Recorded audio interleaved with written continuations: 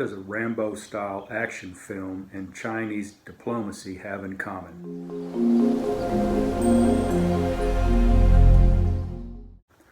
Hey everybody, I'm Bill, the Hill Country Prepper. I want you to be informed so you can be prepared. A 2017 Chinese patriotic action film titled Wolf Warrior 2, yes, it was a sequel to 2015's Wolf Warrior, portrays a kind of Chinese Rambo who takes on special missions around the world, protecting Chinese citizens, the Chinese motherland, and promoting the Chinese Communist Party rhetoric. Think of the post-World War II films produced by British and American movie studios in the 1940s and 1950s that boosted national pride and patriotism, and you'll get an idea of what Wolf Warrior is about. And Wolf Warrior 2 specifically was a massive commercial success. The film broke a lot of box office records in China and has become the highest grossing Chinese film ever released.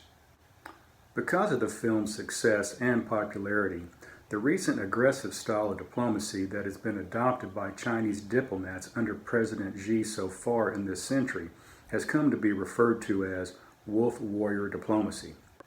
Wolf Warrior diplomacy is characterized by confrontational rhetoric, rebuffed criticism of China and the CCP, and general courting of controversy in media interviews and on social media. President Xi and many others, including Huao Chunying, the director of the Foreign Ministry Information Department of China, Zhao Linjian, the deputy director of the Chinese Ministry of Foreign Affairs Information Department, and Liu Jingning, former ambassador of China to the United Kingdom. Gone are the days when China felt that it must hide its strength, avoiding controversy, and courted international cooperation. Quiet, measured diplomacy is a thing of the older generation.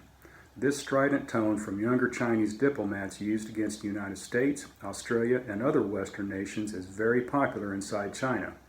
And this fighting spirit that has been advocated by President Xi Jinping has raised the morale of Chinese officials and diplomats and encouraged a more assertive style. Hey, if you find this information helpful, push down on that like button and please leave a comment. And if you're not a subscriber to my channel yet, why not? Subscribe right now because I want you to be informed so that you can be prepared. Hit that notification bell and you'll get notified each and every time I upload new content. So do that right now. Examples of Wolf Warrior diplomacy include confrontational social media posts from China's Foreign Ministry spokesperson, Zheng Ying and Lin Jian.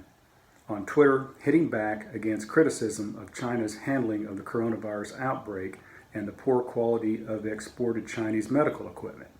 Lin Jian tweeted in March last year that if someone claims that China's exports are toxic, then stop wearing China-made masks and protective gowns. He later suggested that it might be the U.S. Army who brought the epidemic to Wuhan. Remember when that hit the headlines? Another example is in the aggressive actions taken by the Chinese.